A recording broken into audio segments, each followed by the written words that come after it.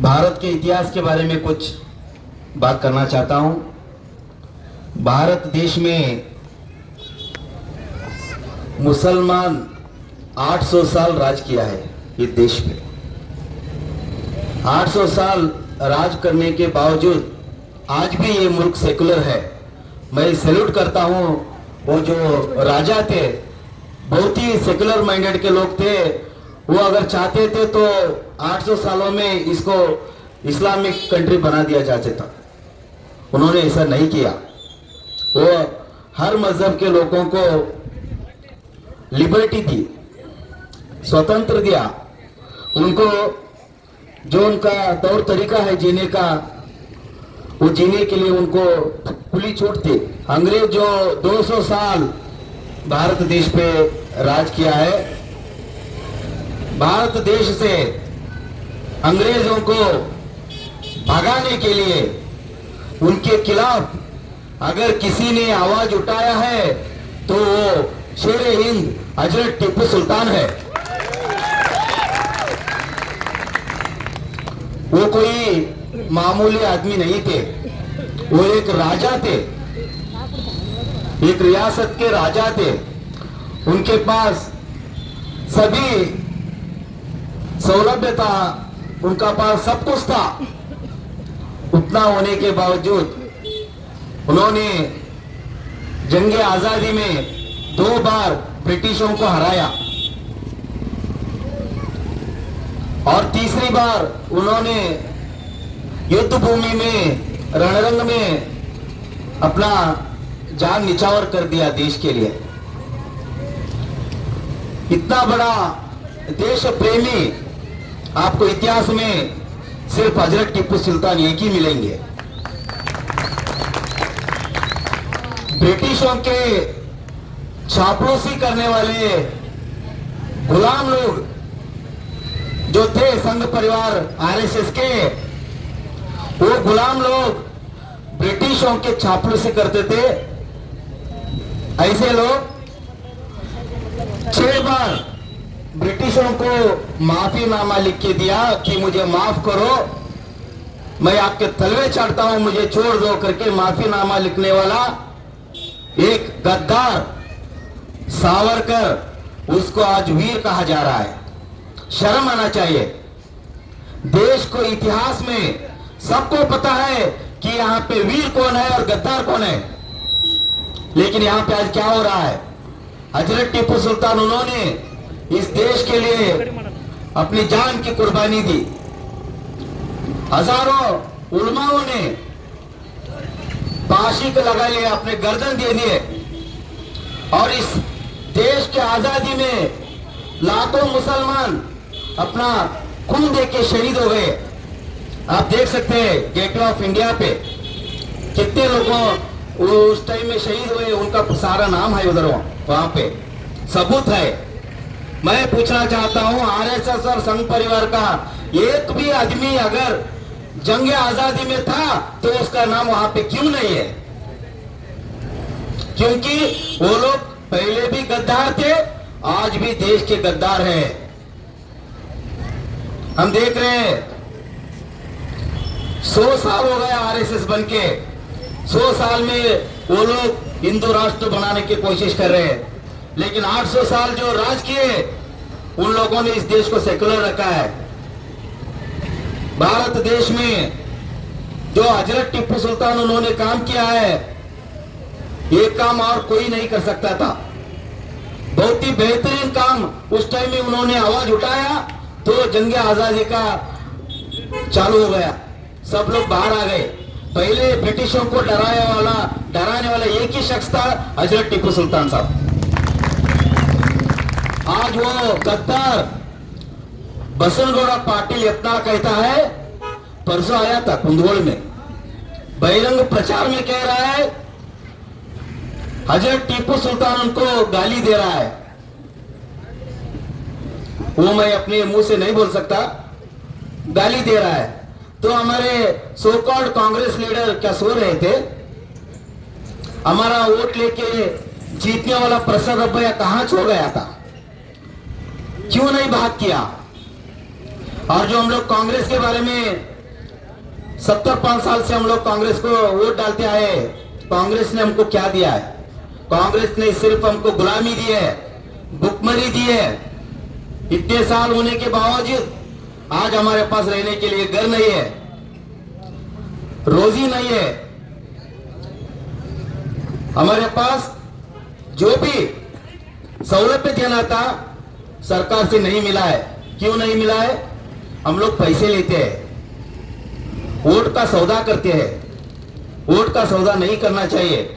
Doctor Baba Saheb Ambedkar कहते हैं कि जो ये वोट है ये आपकी घर की बेटी है, सोच समझ के उसको एक अच्छा आदमी के दो करके बोलते। आज हम हमारे बहनों का शादी करते हैं तो कितना सोचते हैं हम लोग, अड़ोस पड़ोस में पूछते हैं, जासूस लगाते हैं उस आदमी के पीछे, क्या वो शराब पीता है, क्या वो गुटखा खाता है, तो वो ताश खेलता है, क्या क्रिमिनल है, चोर है, पॉकेट मार है, क्या है करके सब छानबीन करते हैं। लास्ट में जाके तय करते हैं कि चलो इसको हम अपने बहन को या बेटी को देंगे। इतना सोच समझ के अपना घर के बेटी को हम लोग देते हैं, तो अपना कीमती वोट ऐसे हरे गहरे को दे दिए हम लोग।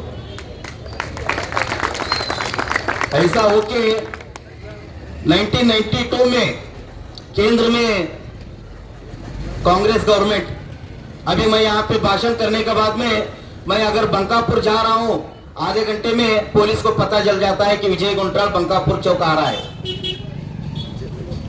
तो उस टाइम में 1992 में दिसंबर 6 को डॉक्टर बाबा साहेब अम्बेडकर उनका मरण दिवस है, महापरिनिर्वाण दिवस। उसी दिन पर बाबरी मस्जिद को शहीद किया जाता है। कौन शहीद करते हैं?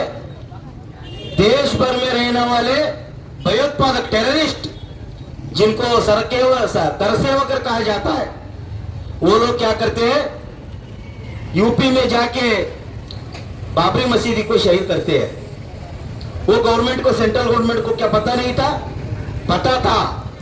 स्टेट गवर्नमेंट को भी पता था। उधर बीजेपी गवर्नमेंट थी, कल्याण सिंह की गवर्नमेंट थी, सीएम थे वो। पता होने के बावजूद वो लोग क्या करते हैं? मुसलमानों को डराने के लिए बाबरी मस्जिद शहीद करने का मौका देते हैं। उसके बाद में स्टेटमेंट देते हैं कि बाबरी मस्जिद को फिर से हम लोग बनाएंगे। बनाए साहब? नहीं बनाए। इससे पता चलता है कि कांग्रेस बीजेपी दोनों एक ही सिक्के के दो पहलू है। उसके बाद में ट्रिपल तलाक, हिजाब के बारे में, मां बहनों के हिजाब के बारे में आ गया। वो स्कूल में कुछ लोग पढ़ रहे थे, मां बहने, आरएसएस संघ परिवार को वो राज नहीं आया। वो चाहते थे कि गरीब लोग ना पढ़े, पढ़ेंगे तो बड़े बड़े अफसर बन जाएंगे, तो उनको कंट्रोल करना नामुमकिन है, मुश्किल है। इसलिए उन्होंने पढ़ाई रोकने के लिए हिजाब को बैन किया। हिजाब को बैन करने के टाइम पे कांग्रेस वाले जो हमारे मां बहनों के वोट लिए, क्या कांग्रेस के कोई लीडर बात किया? क्या प्रसाद अब्बैया बात किया? क्यों नहीं किया? क्योंकि वो कौन का गद्दार है।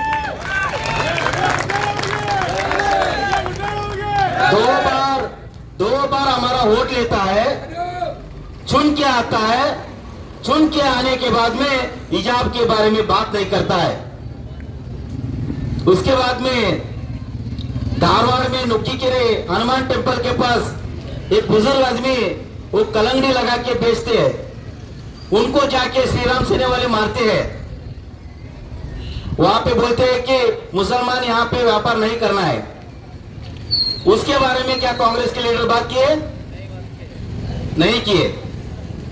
अजान के बारे में ईश्वरप्पा, पागल ईश्वरप्पा बात किया, वो पागल है। उसके बारे में कोई कांग्रेस के लीडर आवाज उठाए? नहीं उठाए। जब इसके बारे में मीडिया वालों ने प्रसाद अब्बैया को पूछा तो उन्होंने क्या कहा? वो कहते वो सब ऐसा ही है, वो जोकर है। ईश्वरप्पा जोकर नहीं, प्रसाद अब्बैया जोकर है।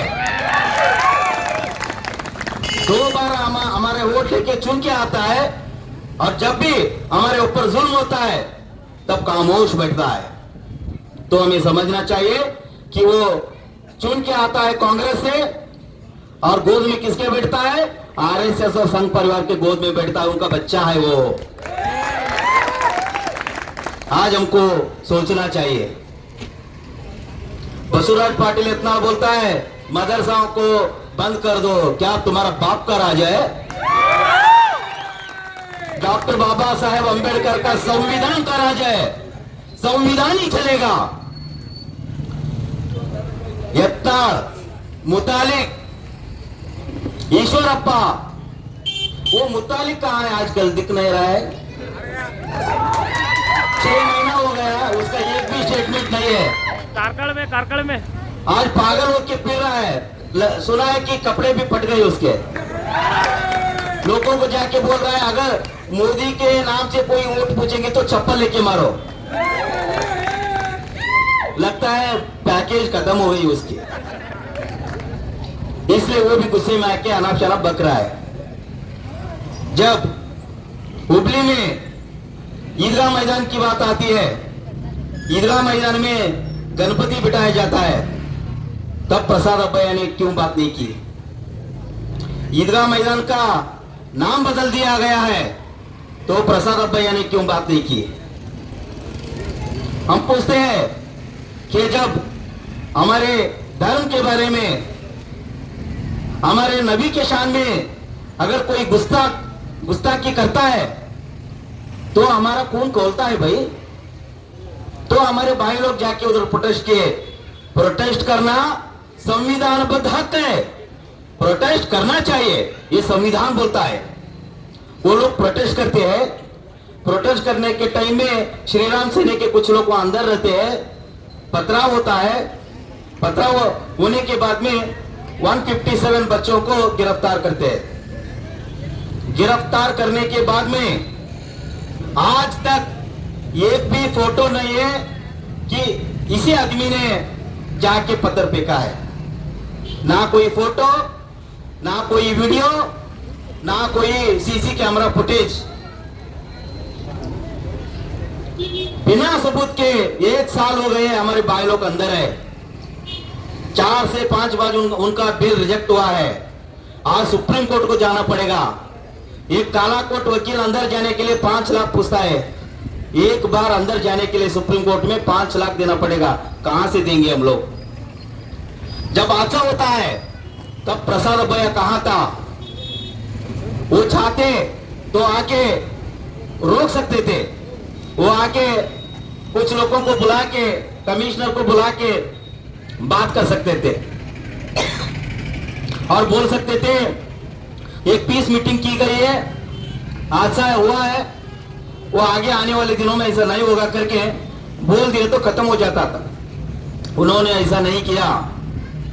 उन्होंने हाथ में घी डालने का काम किया है।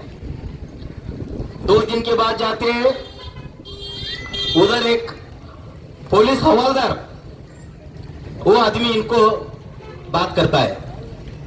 ये पूरा प्लान है। वो अगर एक एमएलए पुलिस कमिश्नर को बुलाता है तो वो दौड़ के आता है, अगर को ये पावर है। ये जाके उधर नाटक करता है, क्या करके? वो पुलिस मेरा बात नहीं सुन रही है करके। वो बोलने के बाद में ना जितने बच्चे अंदर है ना उनको घर को जाते हैं, ना उनको मिलते हैं, ना ही उनको तसल्ली देते हैं। बाद में 3 महीना होने के बाद उनके ऊपर प्रहलाद जोशी साहब से मिलके उनके ऊपर यूएपीए लगाया जाता है, टेररिस्ट एक्ट। पत्थर फेंकने से टेररिस्ट एक्ट लगता है क्या? नहीं।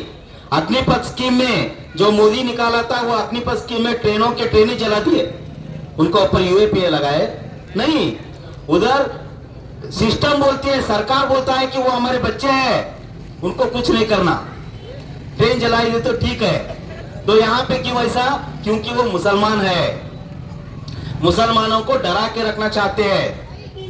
तो प्रसाद अब्बैया साहब परसों जो रमजान का ईद था, ईद के लिए नमाज के टाइम में ईदगाह मैदान में हमारे माँ बहने, हमारे भाई लोग आते हैं उधर पूछने के लिए। 1 साल हो गया हमारे बच्चों को छुड़ाने का कोशिश करो करके बोलने आए थे वहां पे, तो ये भगोड़ा भाग जाता है वहां से, ईदगाह मैदान से भाग जाता है। मैं पूछना चाहता हूं, अगर तुमने कुछ भी गलती नहीं है, क्यों भाग गया वहां से? तू चोर है इसलिए भाग गया वहां से। ऐसा हमारा साथ नाइंसाफी हुआ है, हमारा ऊपर जुल्म हुआ है। बैरी देवरकोप्पा दरगाह मसीदी, उसके बारे में तो कोई सुप्रीम कोर्ट का ऑर्डर नहीं था शहीद करने के लिए, लेकिन 2 दिन कोर्ट छुट्टी था, उस दिन उन्होंने ऑर्डर निकाला। ऑर्डर निकालते ही प्रसाद अब्बैया उसके खिलाफ बात करना था, बात नहीं किए। सुबह 5 बजे दरगाह और मस्जिद को शहीद किया जाता है, तो उधर जाके प्रसाद अब्बैया ने क्यों नहीं रोका, क्यों नहीं बुलडोजर के सामने टेरा कि उन लोगों से मैं चुना हूं, मैं ये नहीं करने दूंगा करके क्यों नहीं टेरा? और सो कॉल्ड जो बड़े बड़े सेक्युलर लीडर जो अपना आपको कहते हैं कांग्रेस के, सिद्धरामैया, आजकल सिद्धरामैया भी टीका लगा रहा है। यहां से चालू हुआ है, पीछे देखना पड़ेगा कहां तक पहुंचा है। इस देश में क्या चल रहा है? सबसे बड़ा हिंदू कौन पिच कंपटीशन चल रहा है। राहुल गांधी भी कहता है कि मैं ब्राह्मण हूं, वो भी कश्मीरी ब्राह्मण। ये क्या चल रहा है? तो ये क्या सेक्युलर लीडर है? आज राहुल गांधी अपने आप को नहीं बचा सके तो हमको क्या बचाएंगे? कांग्रेस खत्म हो गई है, ये हमको सोचना चाहिए। बैरी देवरकोप्पा दरगाह में जो हुआ वो आज के टाइम में प्रसाद अब्बैया उसको नहीं रोक सके, नाकाम हुए। सिद्धरामैया और डीके शिवकुमार सिर्फ 100 किलोमीटर दूर थे बेलगाम में, वो चाहे तो आधा घंटे में आ सकते थे बैरी देवरकोप्पा दरगाह, नहीं आए क्योंकि उनको भी दरगाह और मस्जिद शहीद होना था, क्योंकि डरा के रखना चाहते थे। मुसलमानों को डराना ही उनका काम है और वोट लेना उनका काम है, इसलिए उन्होंने शहीद होने के लिए दिया। उसके बाद में 3 दिन बाद प्रहलाद जोशी साहब स्टेटमेंट देते हैं, मेरा स्टेटमेंट नहीं है, प्रहलाद जोशी साहब स्टेटमेंट देते हैं कि देखिए परसों दिन जो बैरी देवरकोप्पा दरगाह और मस्जिद को हम लोग शहीद किए, उसमें प्रसाद अब्बैया ने हमको बहुत सपोर्ट किया है, उसको थैंक्स बोले। थैंक्स बोलने के बाद में बोलते हैं कि बाद में अब्बैया अभी बोला कि दूसरे दिन हम लोग कुछ बयानबाजी करेंगे सर सियासत के बारे में, आप उसके बारे में गलत मत समझो। तो उन्होंने बोलते हैं मैंने भी कहा कि ठीक है क्या बकना है बको। तो ये साजिश चल रही है हमारे खिलाफ, एक साजिश है। और कोने के लिए क्या बचा है हमारे पास? ईदगाह मैदान गया, दरगाह शहीद हो गई, हमारे बच्चे अंदर है, तो और कितना कमजोर करोगे हम ना? उसके बाद में बहुत सारे ऐसे मामला है, एक में भी प्रसाद अब्बैया ने जबान नहीं खोला, क्योंकि उसको मालूम है जबान खोलेंगे तो ईडी और आईटी आ जाएगी, जितना भी कमाया है सब लेके जाएंगे। आज हजारों करोड़ पैसा कमाया है प्रसाद अब्बैया ने। जानते हैं पहले वो क्या करता था? 10 साल पहले एजेंट था, पेपर का एजेंट, कन्नड़ प्रभा पेपर पढ़ते ना आप, न्यूज़पेपर, उसका एजेंट था। आज हजारों से करोड़ पैसा कमाया है। किसका पैसा है? किसका पैसा है भाई? हमारा पैसा है। आज बोलते हैं कि स्मार्ट सिटी है। क्या आपको ये स्मार्ट सिटी लगता है? ये तो मुझे कीड़े से भी बदतर लगता है। हमारे एरिया से इधर काम नहीं करते वो लोग, जो इधर काम करना था वो पैसा खा जाते। 5 साल के बाद जब इलेक्शन आता है तब आके इमरजेंसी में रोड बनाते हैं। यहाँ देखो पैचवर्क बना रहा है, अभी कल पूरा होगा। ये काम कर रहे वो लोग। इतना सारा हमारे ऊपर जुल्म होने के बावजूद भी प्रसाद अब्बैया को शर्म आना चाहिए। आज भी आके हमसे वोट मांग रहा है। किस खुशी में हम अपना वोट दे, ये पूछना चाहिए ना। हजरत टीपू सुल्तान उनके बारे में हमारा डिस्ट्रिक्ट में कुंदगोड़ा में आके बात करता है। बसवराज पाटिल यत्नाल, बसनगौड़ा पाटिल यत्नाल यहाँ के बात करता है, तो ये सेक्युलर लीडर प्रसाद अब्बैया मुंह बंद करके रखा है। तो क्या फायदा है ऐसे लोगों को चुनने का? वो डरपोक है, कमजोर है, भगोड़ा है। ऐसा आदमी को चुन के क्या करेंगे? 2 बार चुन के देख लिए तो तीसरी बार भी आजमाना है क्या उसको? नहीं, आप एसडीपीआई को सपोर्ट कीजिए। एसडीपीआई एक ही वाहिद पार्टी है जो हक की आवाज उठाती है, हक की आवाज। डॉक्टर बाबा साहेब अम्बेडकर कहते हैं हक पूछने से नहीं, हक छीनने से मिलता है।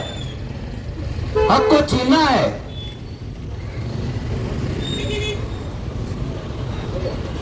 और देखो, जो हजरत टीपू सुल्तान के बारे में इतना बोलता है तो उसके बारे में कोई भी सेकुलर पार्टी जो कहते हैं अपने आप को एक स्टेटमेंट भी नहीं दिए।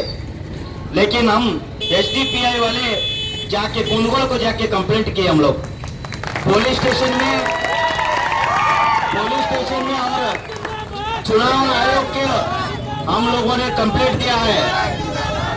हम लोगों ने ये कंप्लेंट दिया है कि बसंगौड़ा पाटिल यत्नाल को अरेस्ट किया जाए, उसको जेल में डाला जाए। यह है ताकत एसडीपीआई की।